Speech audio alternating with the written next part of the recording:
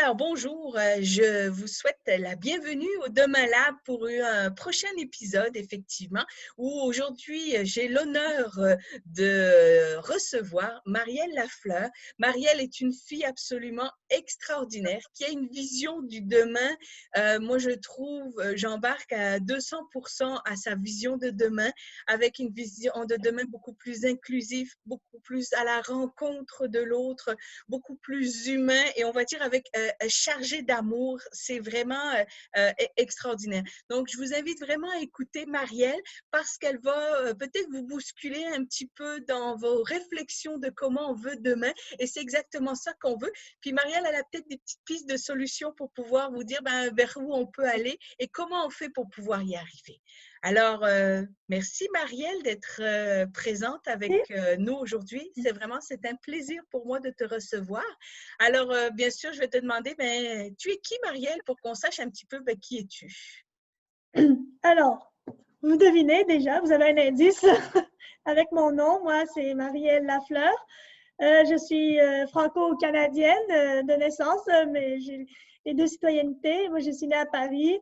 J'ai très, très bientôt 26 ans, mais on va dire encore 25 pour faire un chiffre presque rond. J'ai fait, j'ai été beaucoup, dès un très jeune âge, sensibilisée à l'importance d'être à l'école, d'étudier. Je me suis toujours sentie bien à travers les chiffres, à travers les livres, à travers le monde scolaire parce que je trouvais ça rassurant et ça nous aide à progresser sans même justement se poser trop de questions. Les profs nous disent quoi faire, puis on fait ce qu'il y a à faire, puis après on est content, on reçoit les résultats quand on a bien répondu aux consignes. Donc, des fois, c'est aussi des gros défis pour évidemment, on n'est pas bon dans toutes les matières. Donc, j'ai été aussi parallèlement à ça, le fait d'aller à l'école, c'est aussi de se mélanger à ses camarades de groupe et de classe et dans les activités obligatoires et à la fois optionnelles.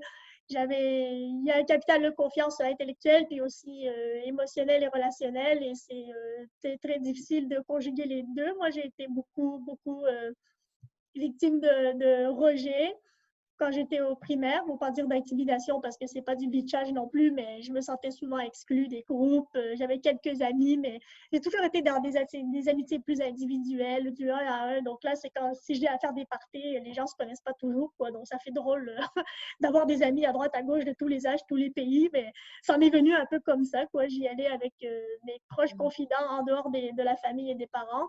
Puis tu me Mais disais que tu étais comme dans un entre-deux. C'est quoi cet j'étais entre-deux-là? Peux-tu...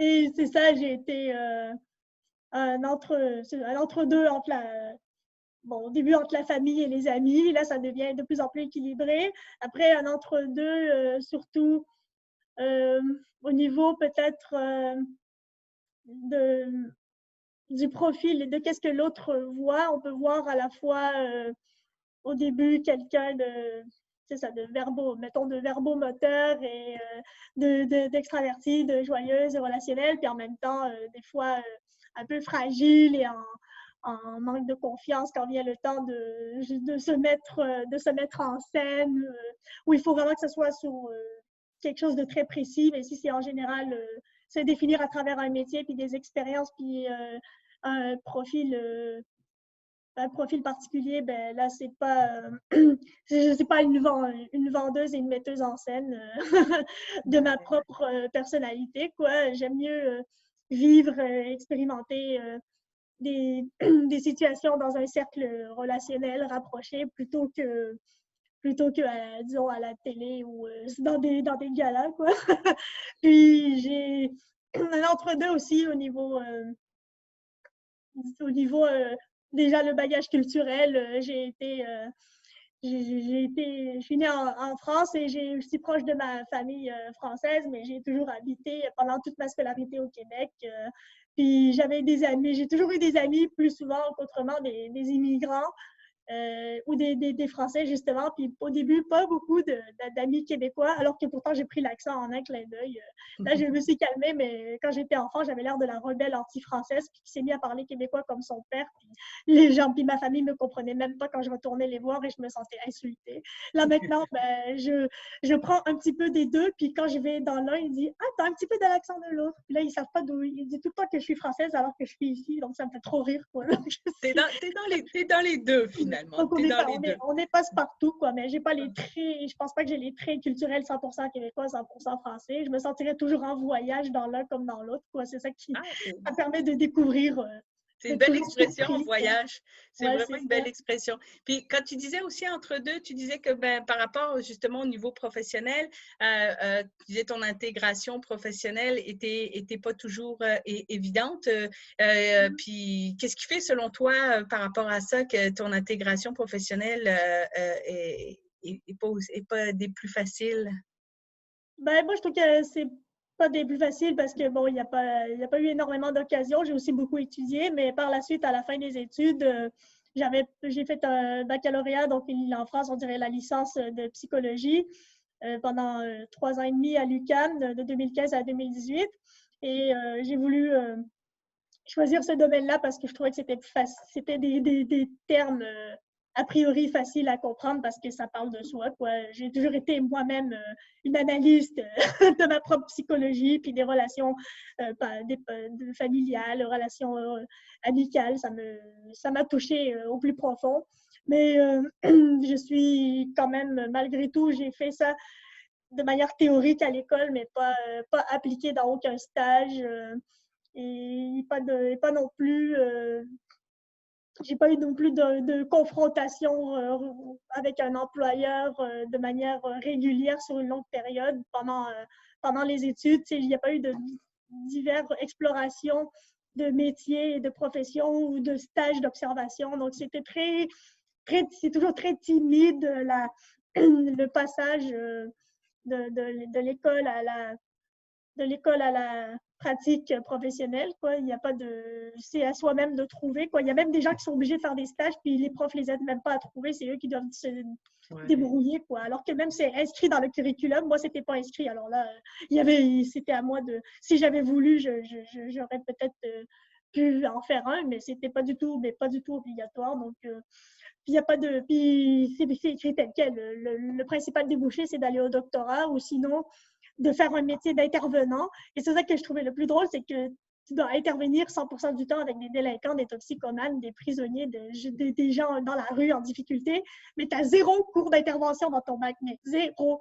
Sauf si tu en choisis optionnellement 2, 3, puis c'est pas de l'intervention en crise, quoi. C'est juste des cours un peu plus appliqués, mais c'est pas du tout un apprentissage de métier de travailleur social, quoi. Donc, c'est quand même... Puis en ce moment, je sais que tu disais que tu étais en recherche d'emploi. En même temps, tu disais que c'est un enjeu énorme pour toi parce que tu as vécu quand même un premier emploi. C'était le fun, mais ça s'est mal fini. C'est ça que tu disais, pas très bien. Puis en ce moment, il y a des enjeux de retour à l'emploi. Selon toi, qu'est-ce qui fait que ça se passe comme ça, Marielle, pour toi? Ben, moi, je trouve que ce qui fait que ça peut être compliqué, c'est toujours qu'il faut d'abord, pour impressionner, pour, pour impressionner l'employeur qui ne nous connaît pas, ben, il faut soi-même être à jour et être au clair sur qu'est-ce qu'on peut lui offrir. Puis, tandis que moi, je suis un petit peu peut-être dans le doute sur qu'est-ce que je peux pratico-pratique amener comme fonction professionnelle et comme service à l'entreprise, quoi. On nous a pas, l'école nous a pas appris à nous voir comme travailleurs actifs. On nous a juste appris à être des élèves à réciter des paroles, quoi.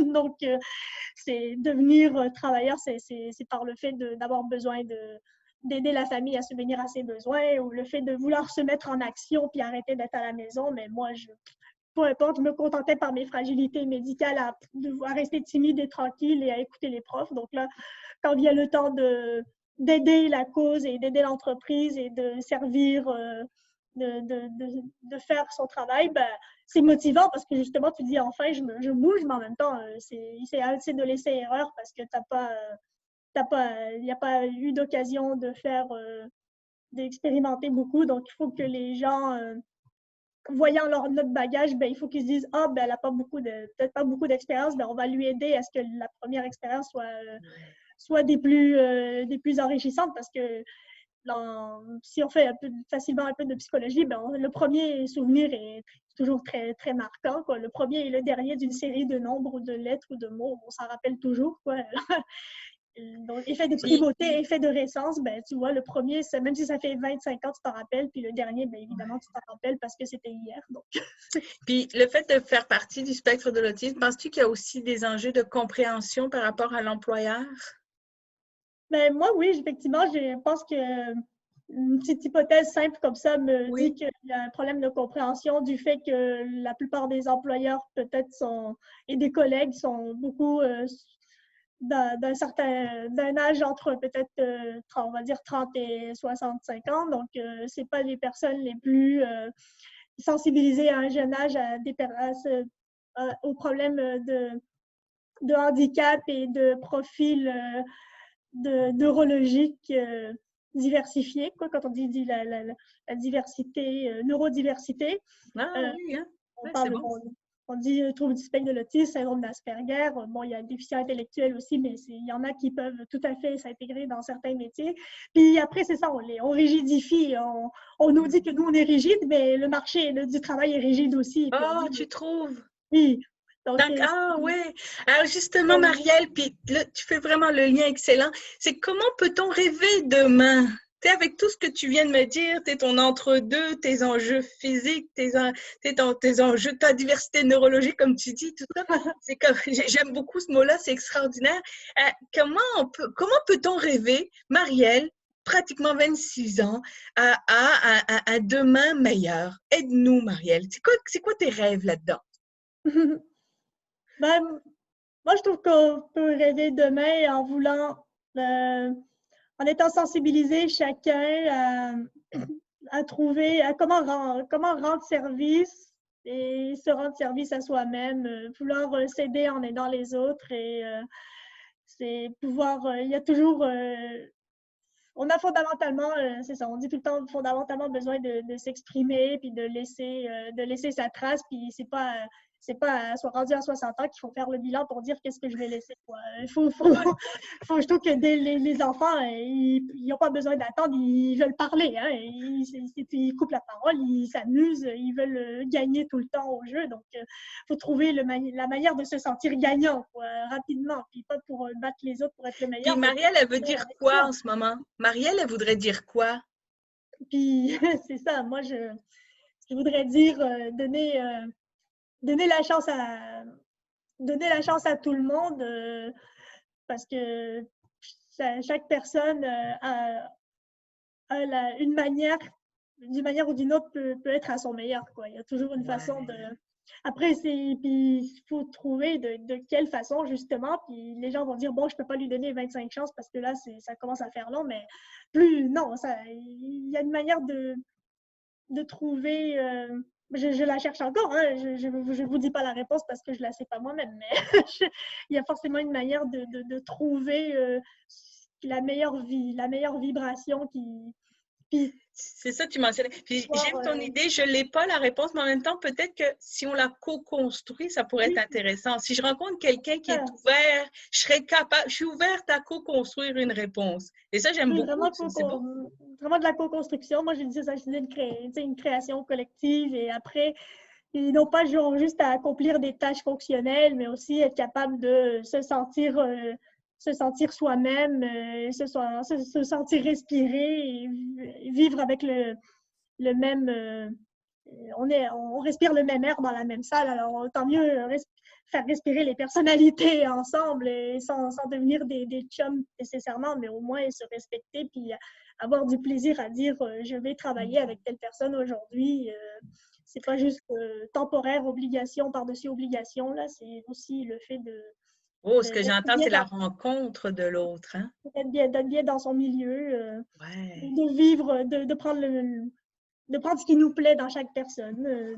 Puis c'est parce que si les gens, justement, deviennent un peu déviants, ben, c'est parce qu'on leur a fermé la porte. On leur a fermé la porte ou bien ils ont eu trop jeunes, trop de difficultés à devoir aider leurs parents peut-être, ou je sais pas. Chacun sa réalité, mais toute réalité peut devenir a une chance d'aller sur le droit chemin, quoi. Après, Puis tu me mentionnais dans la préparation, tu sais, tu disais, moi, ce que je veux aussi, c'est travailler dans un domaine qui m'inspire. Hein, c'est ça hein, que tu voulais aussi. Tu dis, il y a des causes qui viennent me chercher plus que d'autres où j'ai envie de contribuer. ouais, c'est Ouais? ouais, c'est ça. Je cherche souvent les offres d'emploi selon le secteur et non pas selon le type de métier et de salaire et de nombre d'heures offertes. Donc, moi, je cherche beaucoup dans le secteur socio-communautaire, loisirs, éducation. Sinon, c'est vraiment, je trouve ça important le fait pour aider le plus jeune à trouver une voie qui l'inspire, ben, je trouve qu'il faut lui ouvrir les yeux et lui permettre de visiter, de s'émanciper à travers des activités, puis que ce soit accessible, quoi, rendre l'éducation un peu informelle, au-delà des cours, le fait de pouvoir faire du travail d'équipe et non pas juste du sport d'équipe compétition, quoi, juste faire des travaux d'équipe ou aller visiter les gens il y a des enfants qui vont visiter des malades, des personnes qui ont par exemple le cancer ou des gens qui vont participer à un événement comme, je ne sais pas, peut-être, on va dire le défi Pierre Lavoie, ou peu importe, toutes sortes de bonnes causes pour la santé, pour l'éducation, pour les personnes âgées, pour l'environnement, beaucoup. Là, ça, on dit toujours très, très...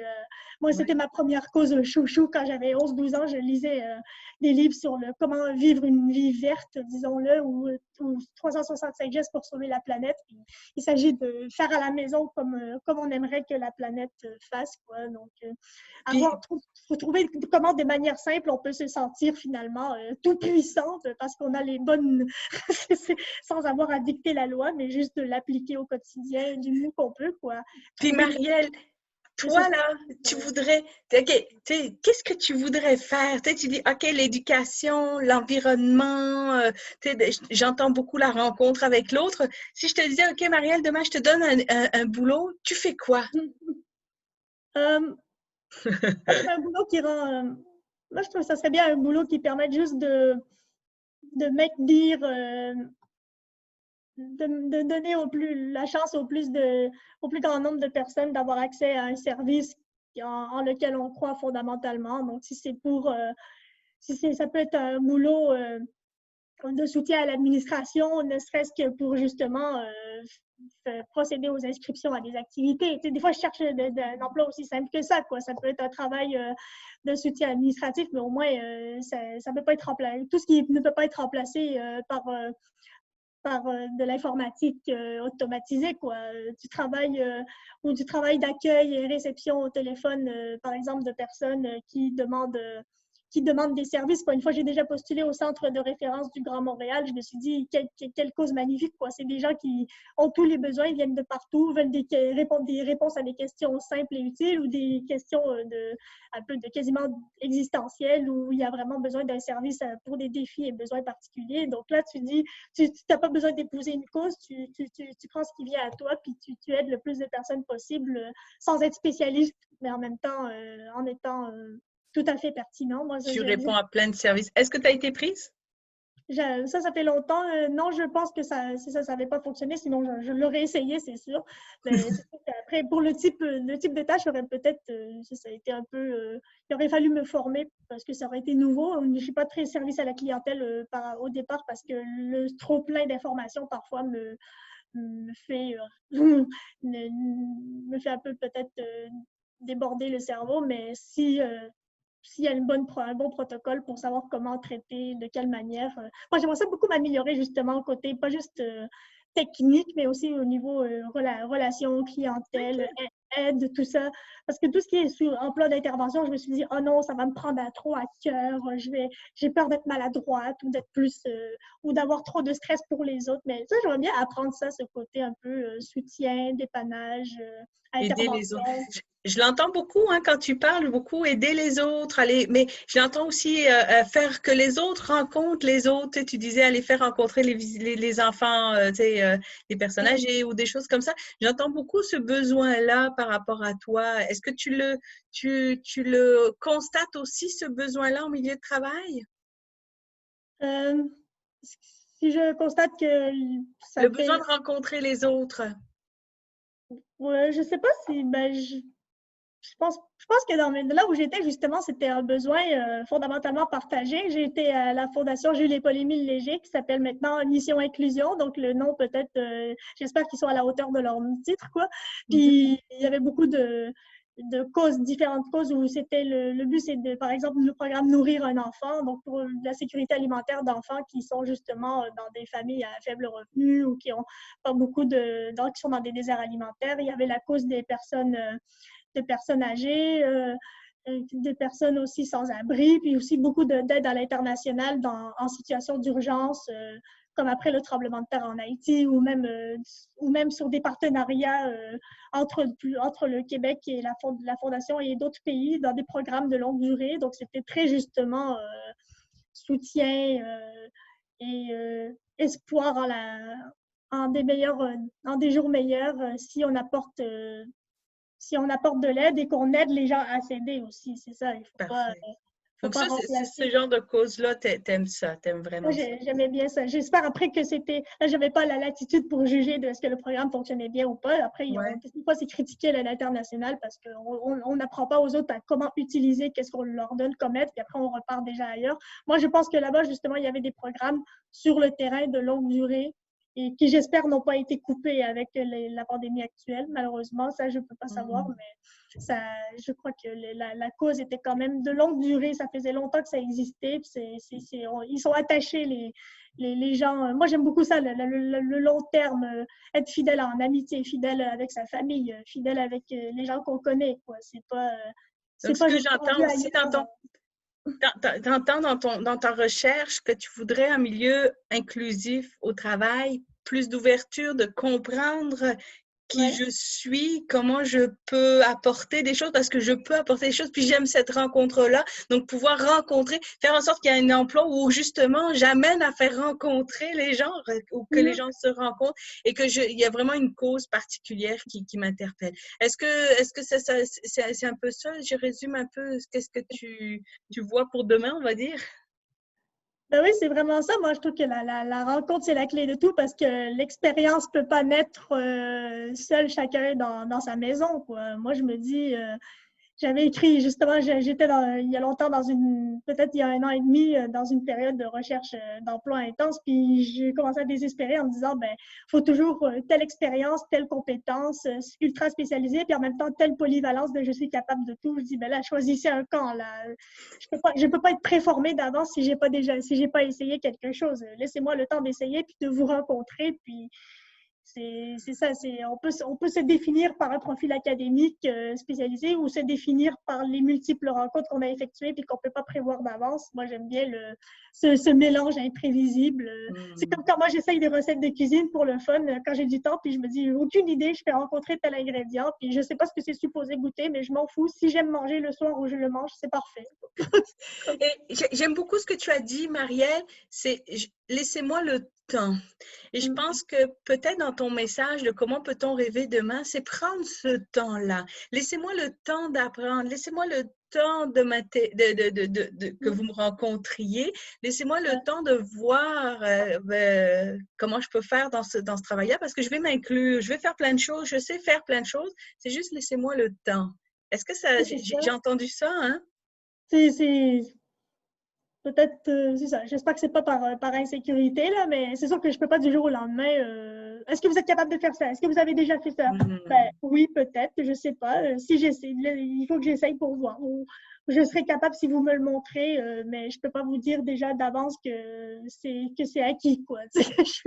J'aime beaucoup ça. Puis, tu sais, ça rejoint un peu le premier podcast que j'ai fait où justement la personne disait l'éloge de la lenteur. Tu sais, si la pandémie pouvait nous apprendre, Marielle, puis toi, si tu pouvais nous avoir comme message que tu pouvais nous laisser, c'est prendre le temps, essayer de prendre le temps de découvrir les gens, d'aller à la rencontre. Puis dans notre préparation, je sais que tu as beaucoup parlé, c'est comme, est-ce qu'on peut mettre un peu d'amour dans le milieu du travail? J'ai trouvé ça tellement beau quand tu l'as mentionné. Est-ce qu'on peut mettre un peu d'amour? Puis la cause est tellement importante pour moi, pratiquement bien plus que ce que je vais faire pour cette cause-là. Ouais. Donc, la Non, cause c'est est ça. importante pour toi. Ouais, et ça, je trouve ça, c'est des beaux Non, messages que tu nous donnes, mais Marielle, c'est vraiment fabuleux. je trouve que l'environnement et le milieu compte sincèrement a beaucoup plus d'impact, je trouve, que qu'est-ce que nous-mêmes on vient y faire avant d'y être, quoi. C'est parce que ce qui nous fait quitter un emploi, je pense que c'est plus comment on se sent à travers, euh, à travers les autres qui nous entourent que plutôt que finalement je fais pas ce pourquoi j'ai été formée, quoi. Tu sais, je pense que les gens, s'ils aiment leur milieu, ils vont pas dire finalement je suis pas très compétent dans ce travail-là, quoi. Ils vont pas se sentir, ils vont pas dire je suis trop bon, je vais m'en aller parce que dans le fond le milieu a pas besoin de moi. Ben non, si t'es bien, c'est qu'on t'accueille pour qui tu es, puis tu te sens utile. Si quelqu'un ne va pas se forcer à quitter son milieu s'il est heureux. Là.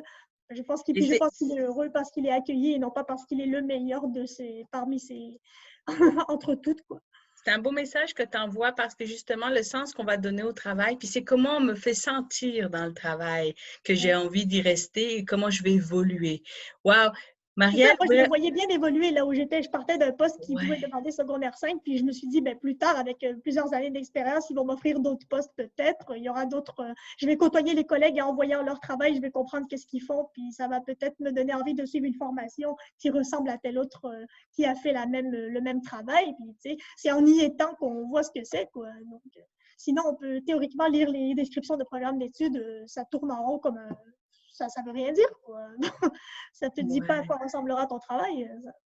C'est un essai. Vraiment, Marielle, tu me fais réfléchir sur plein de choses, puis j'espère que les gens vont pouvoir réfléchir aussi, puis les gens qui sont dans les milieux organisationnels vont pouvoir réfléchir, puis je vais résumer un petit peu. C'est vraiment comme prendre le temps de découvrir l'autre, prendre le temps de voir qui je suis, puis toutes les qualités que j'ai, puis prendre le temps d'évoluer dans mon laissez-moi le temps d'évoluer dans mon organisation ou dans l'organisation pour voir, parce que c'est cette co-construction-là qui va m'aider à prendre peut-être place et peut-être plus de place dans l'organisation.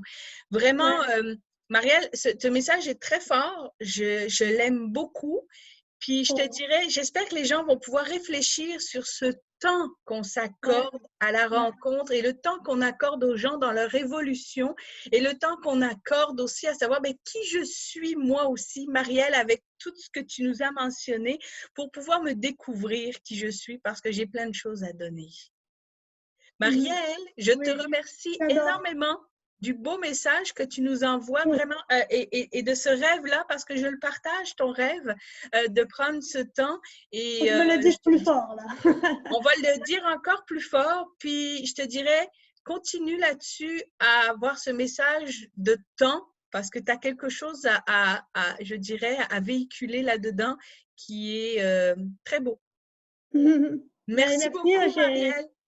J'ai adoré discuter avec toi et j'espère que vous pourrez justement voir à tous les jours comment vous pouvez trouver le temps de discuter et d'avoir des petits échanges avec vos collègues, avec les gens que vous allez rencontrer à l'extérieur du travail, il faut faire des nouveaux amis à travers certaines activités. Moi, je me dis, il me semble que j'ai toujours les mêmes que j'appelle. Là, il serait temps de connaître d'autres personnes, faire d'autres expériences, quoi. Alors, c'est le temps de faire des nouvelles expériences puis de faire des nouvelles rencontres. Merci, Marielle. On t'invite à te rencontrer, effectivement. Puis s'il Oui, y a des gens qui vont avoir des questions, ils vont pouvoir les poser sous le podcast qu'on va poster. Merci oui, infiniment de ton temps, justement, oui, qui est précieux. Merci de cette belle rencontre. mm, Et merci. puis, je te dis à Et la moi, prochaine. je veux mettre en lumière le mot expérience. Quand on dit des années d'expérience de travail, ben, le mot expérience vient fondamentalement justement d'un essai, d'une erreur, d'une rencontre. Donc, justement, il faut laisser le temps d'expérimenter pour voir qu'est-ce que ça va donner. Donc, ça vient pas tout seul en fermant les yeux et en réfléchissant, quoi. Donc, il faut pouvoir laisser une chance pour faire advenir l'expérience, quoi. Alors, je te souhaite plein de belles chances, Marielle, pour justement que tu puisses, on va dire, faire fleurir toutes ces belles expériences que tu as et tout ce que tu as apporté. Oui, Merci. c'est un beau bricolage.